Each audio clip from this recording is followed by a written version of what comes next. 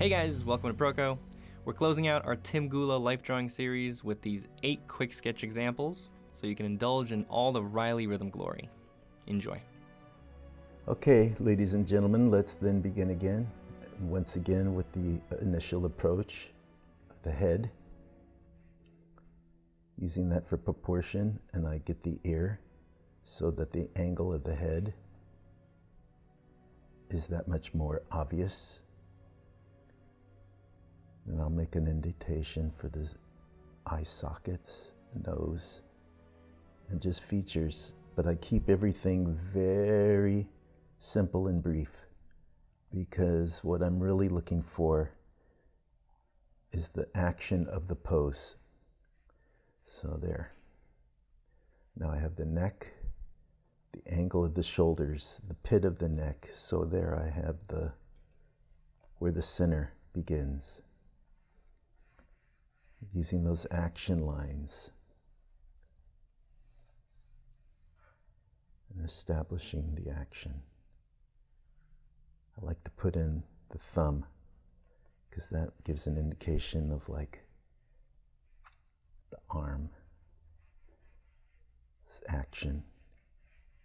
Then I come in with the shoulders and the rib cage and forming the torso, upper torso.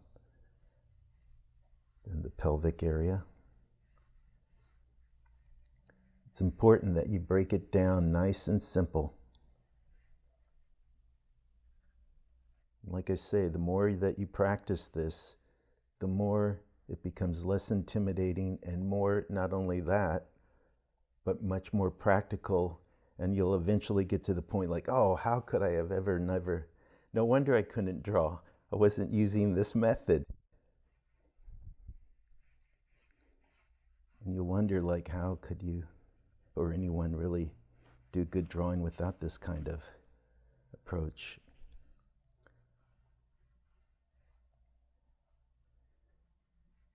Nice and simple. Where the weight is, how the weight rests. Just in a few lines, a few carefully thought out lines, and the story becomes that much more clearer.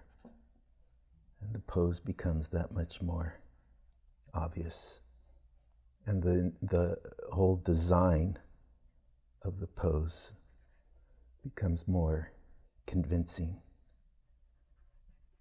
See, now because I initially started off with good information, now I'm able to add on more effectively. And then it seems almost as if the pose is drawing itself, because now an intuitiveness is starting to take in, and what your eye naturally picks up on and understands on its own begins to work for you.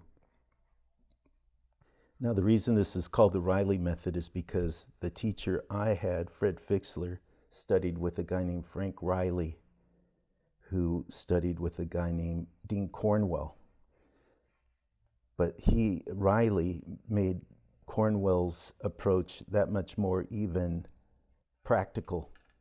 And that's why this is called the Reilly Method, because he put it in its most basic, simple terms so that like people like me could understand it and use it for its practical benefits in drawing, which are pretty beneficial.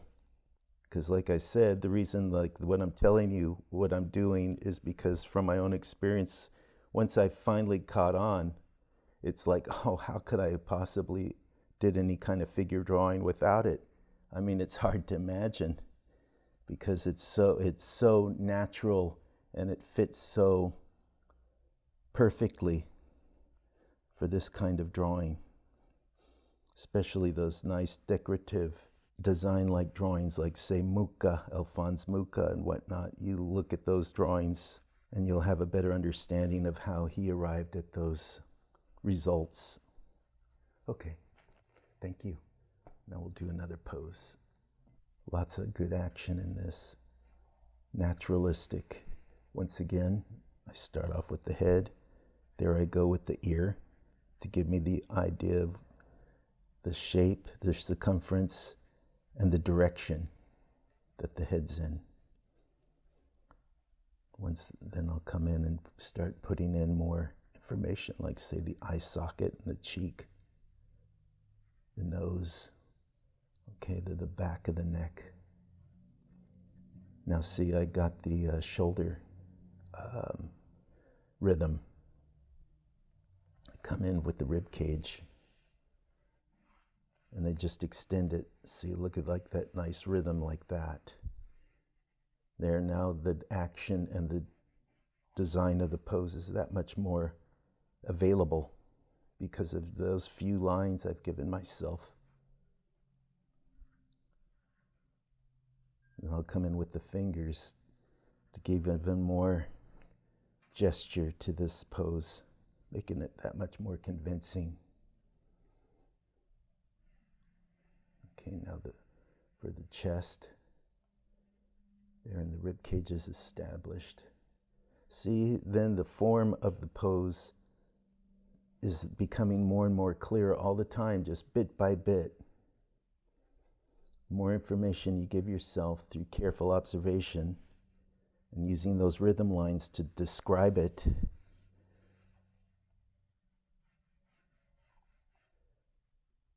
that makes it that much more obtainable.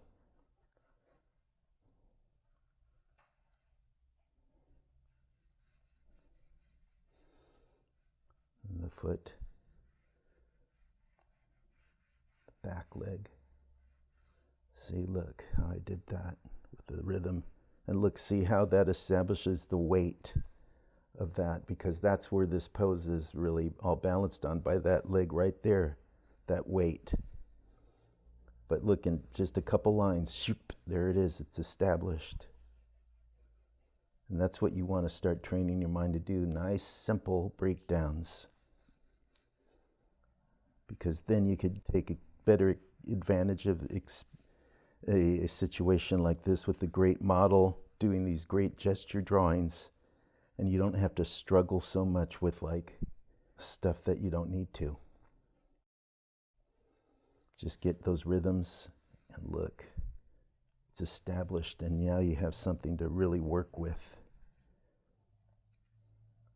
The arm in the back, look at that gesture, see? Look at that rhythm I just grabbed that rhythm.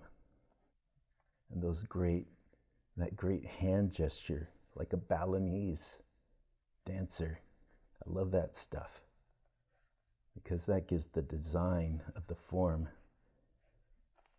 a kind of mesmerizing effect. Your eye likes to see that stuff. So let it look. The back of the head.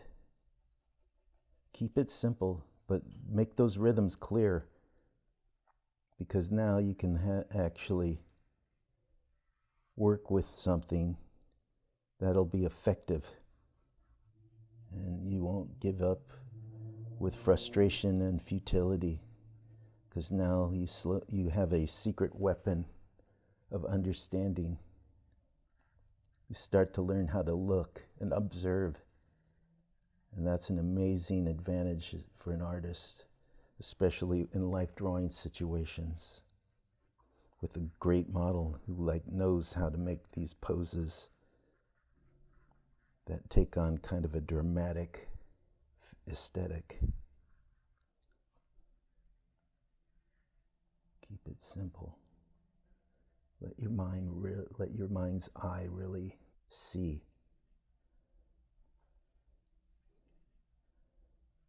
Just think about the rhythm and getting the shape of that rhythm with the rhythm lines. Nice, simple, and obvious. Don't throw too much on yourself. Keep it simple. Let yourself breathe too. Let yourself exhale. Don't let it all be like a big choking one breath. Like really relax into it. Learn to relax into it. That'll be a while though. Probably you're going to have to do a lot of practicing. But at least you know what to practice, so now it's going to be possible. Okay, that's good, Sarah. Thank you. Let's try another, please. Okay, great pose. Thank you, Sarah. So once again, I start off with the head. And since the back of the head is visible, that means you got to be even more in tune. And once again, the ears, see how I put those ears to get the circumference of the head and the direction that it's in. And then the shoulder. Once I have that, then I start in with the rib cage, the torso, spine, the buttocks. See how I make like a nice line showing how the angle where the weight is on that part.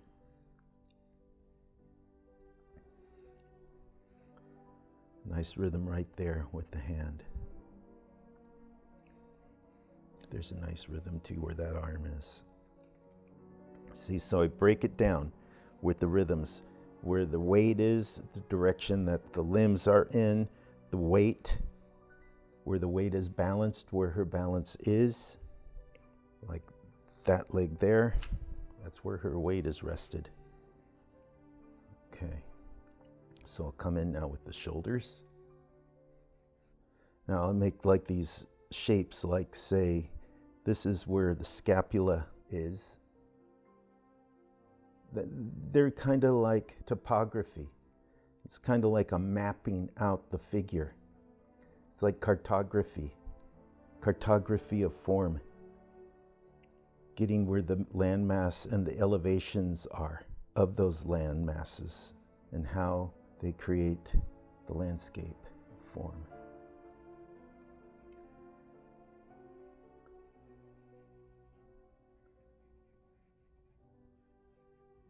Elbow. See, I'll make a nice, just like a round, once again, indication of where the landmass, the topography of the form is, so I can keep track of my proportions and things don't like start going out of control. Indicators.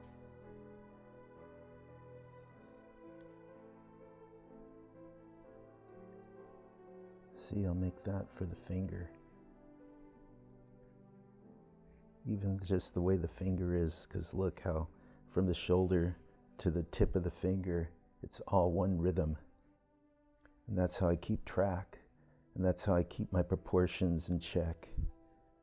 And how the pose keeps its character so it's recognizable, like, oh yeah, that's how the model is. Okay, sir, thank you. Oh, that's great. Wow. Okay, good. Here's a real challenge. Once again, all the same rules apply.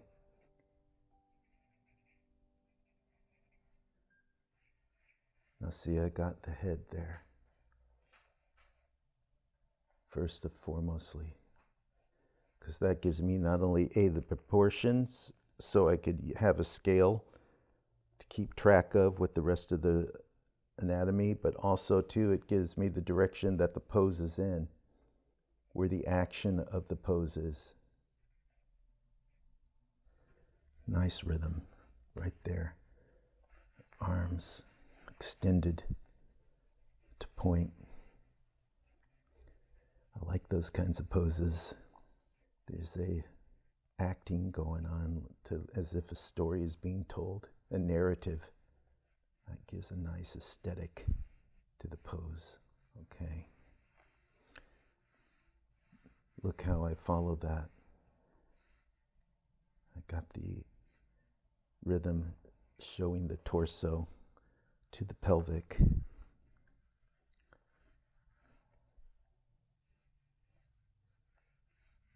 Everything should have a flow, because the more it flows, then the better the drawing becomes obvious to the viewer.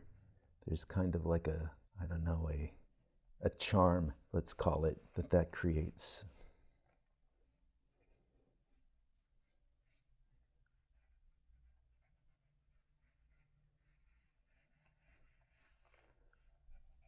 some facial features in, especially with a pose like this, because it kind of works for it to become more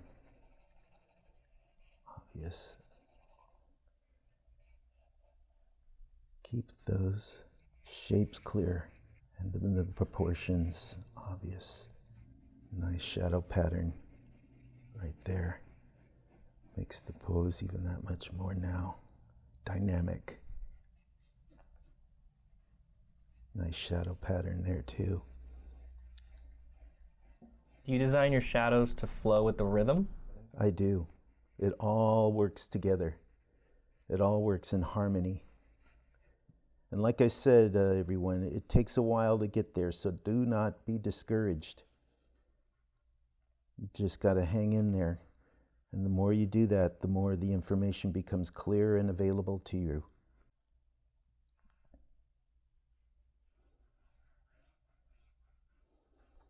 Okay, that's good. Thank you, Sarah.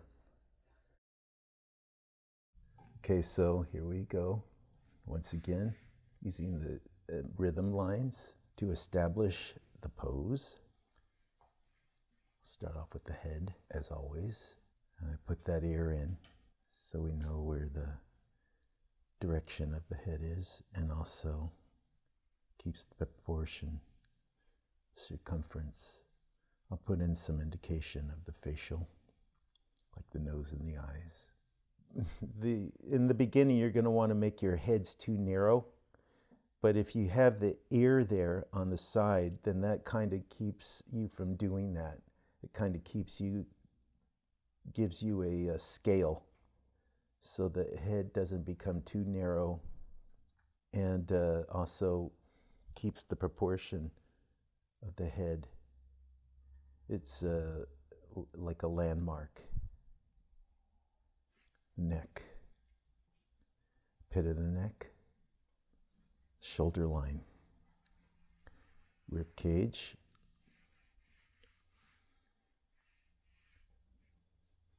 I'll do that nice line in the middle to give me an idea of like the shape of the torso, its circumference.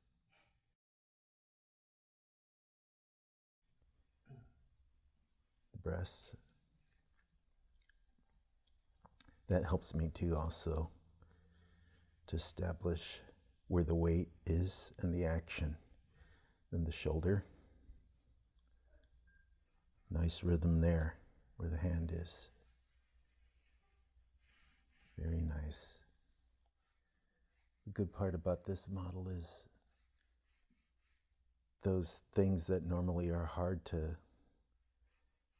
notice and establish and indicate, she makes more available and obvious, which only helps the drawing. I put the navel, so I have a further indication of the proportion.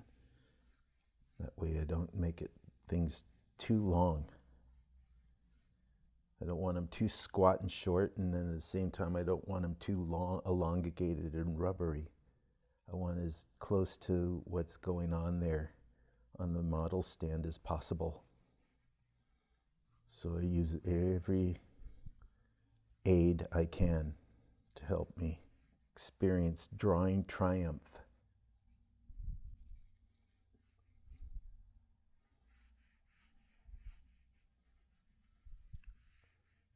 Where the weight is, right there.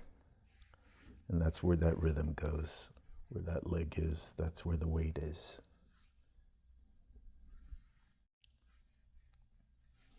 See, I've taken the pencil from like a baton to like scribe for like tricky, subtle areas that I need to be more careful with.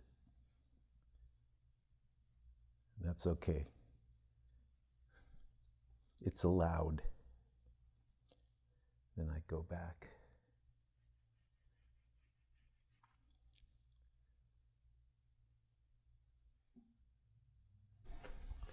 Now, yeah, I'm not too happy with that angle, so I'm going to come in and do some erasing. more carefully at my angle of the chest. Just a slight thing, but all those slights add up.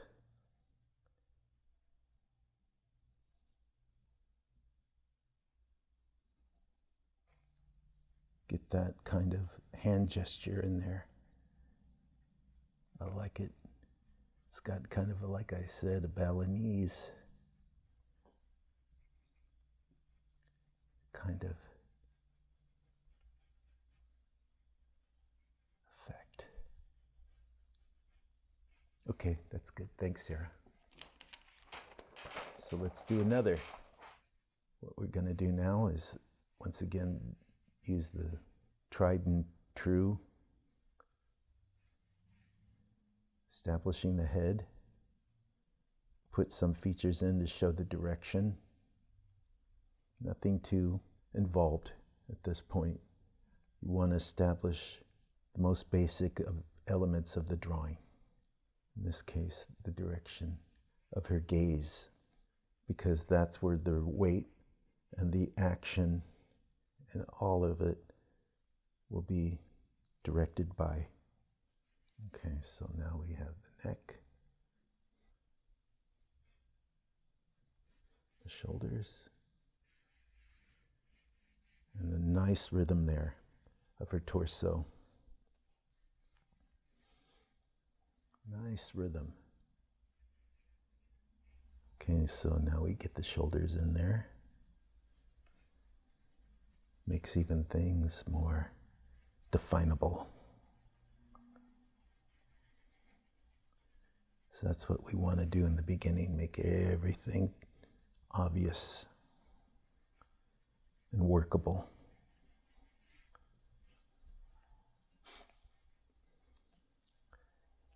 Look at that great gesture. I'm going to take full advantage of it.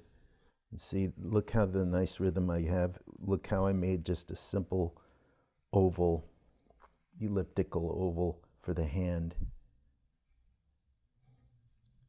The indication. Then I'll do the thumb. And that gives me what I need to establish the hand. Okay, so let's go and get more information now. Now that we know what to look for. Nice rhythm there. Going to take advantage of that.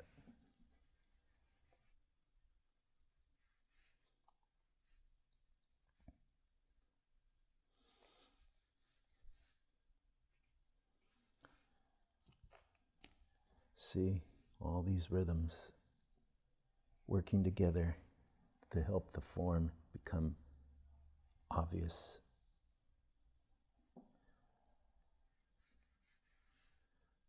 And then now see her she has that dancer body, so she can do things that others can't, like say the pose of that leg.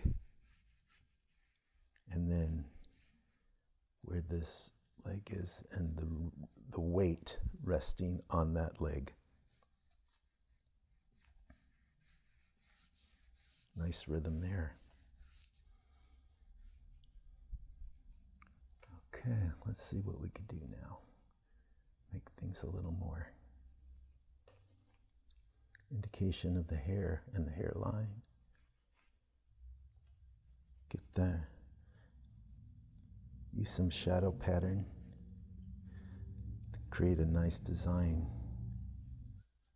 This part of the leg is in shadow, so I'm going to make a nice pattern from that.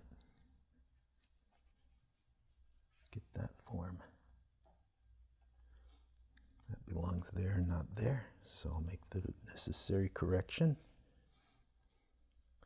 It's okay. What you put down initially is just to get the ball rolling. And then when you come in later, you'll notice where it really ought to be or not. And then you can just make the necessary alternations. I'm going to get this hand gesture thumb, because that's a great gesture. I want to take advantage of that. Gives a narrative to the pose. That's always good. Let's make this a little less cluttered. Where the thumb is. There you go.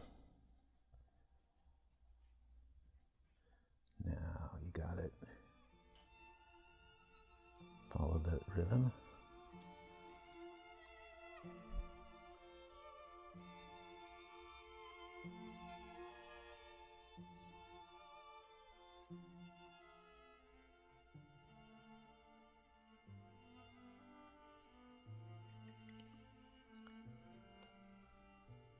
Nice and clear. Okay, thank you.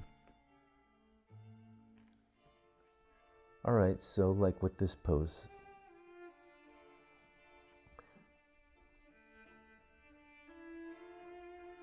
let's just take it nice and slow.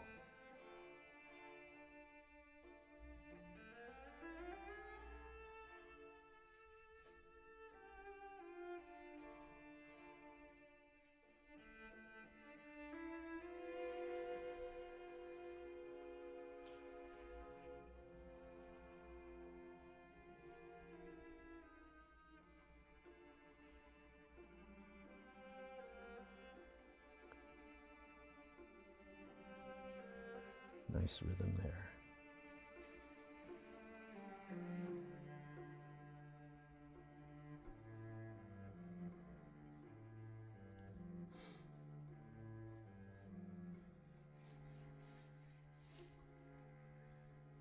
Get that gesture. I'm paying attention where the weight is. See, like the way her shift is, the way her torso shifted, and then where the shift is the most pronounced is where the weight is, and I look for stuff like that, and that helps me make the pose that much more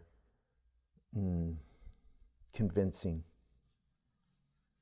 And that's what I'm doing. See where all these rhythms are following. They're following that shift where the weight is, where the balance of her body is. Although these rhythms, they all kind of like follow that. That's where the flow begins and ends, getting that shift.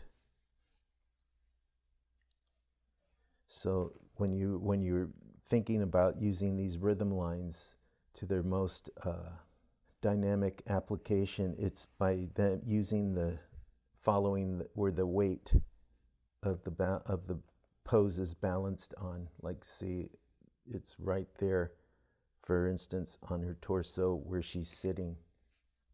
So I'm using that as the indication and I'm using that to follow. And that's where the flow is coming from. And then all the pose, the gestures that make the pose that much more obvious become that much more available to the eye, the viewer. Even the way the thumb is, like, hands are hard to draw. I know that. They've taken me a long time to get.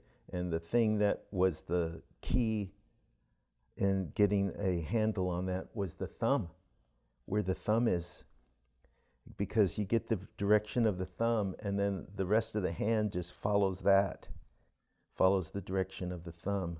So there's something to consider when you're doing those hands, because they are hard, and they take a lot of practice, and you have to have them, because you'll see drawings where the hands are deliberately left out because the artist would rather not do that, would rather not get involved. How much anatomy did you study? Actually, quite a lot, and for a long time. I studied at the Art Students League for several years, and one of the instructors there was Beverly Hale. You studied with Hale? Yeah, and he was an anatomy buff, and you had to learn it. But you know, the Bridgman books on anatomy are very good. George Bridgman, I recommend those. They'll give you a boost that you need to make your drawings that much more powerful. Okay, sir, that's good. Let's do another. Oh, that's a good one. I want to get that pose. So let's do this, everybody. What do you like about it? Well, I like the way that everything becomes real, obvious, clear, and enjoyable to look at. I mean, you can really see shapes and forms doing what they're best at, and that's like creating a good pose. So let's do our best to like interpret that, and we do it all the same way with getting those rhythm lines going.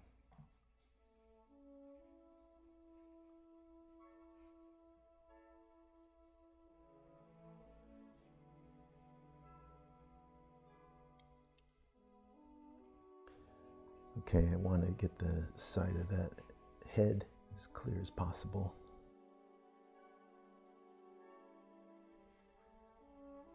Making all the key elements of this pose, giving them the attention they deserve.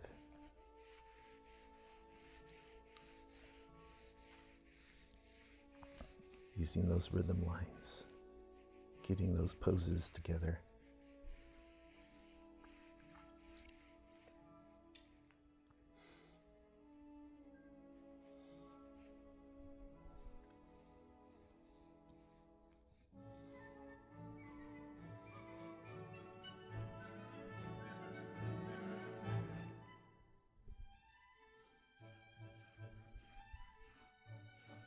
Keeping those shapes initially simple, but clear and definable, so you can work with them.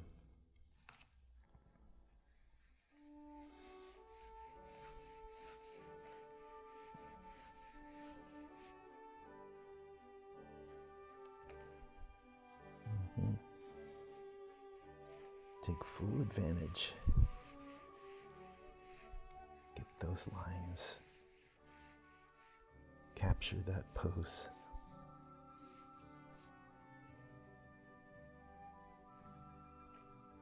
Okay.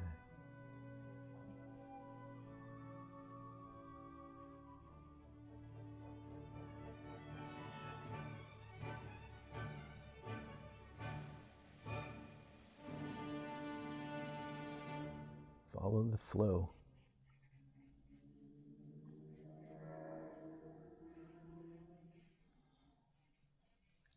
Let a nice flow take place with the drawing. That's what all these rhythm lines are for. So the action becomes that much more definable.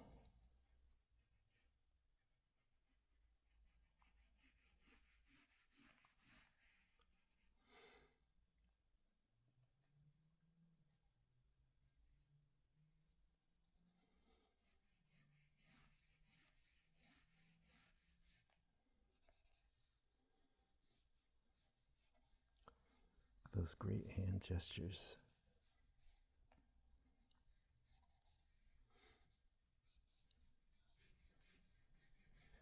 See how those rhythms, even with the hand, they allow you to make a nice representation.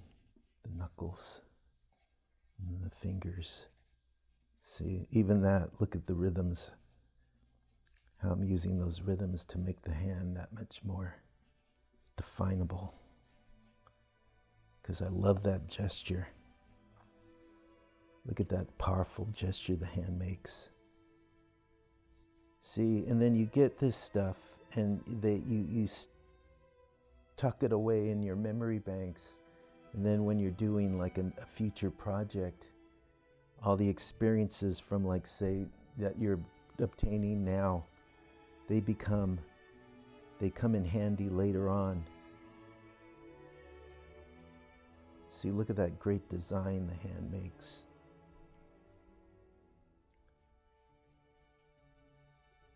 just like that.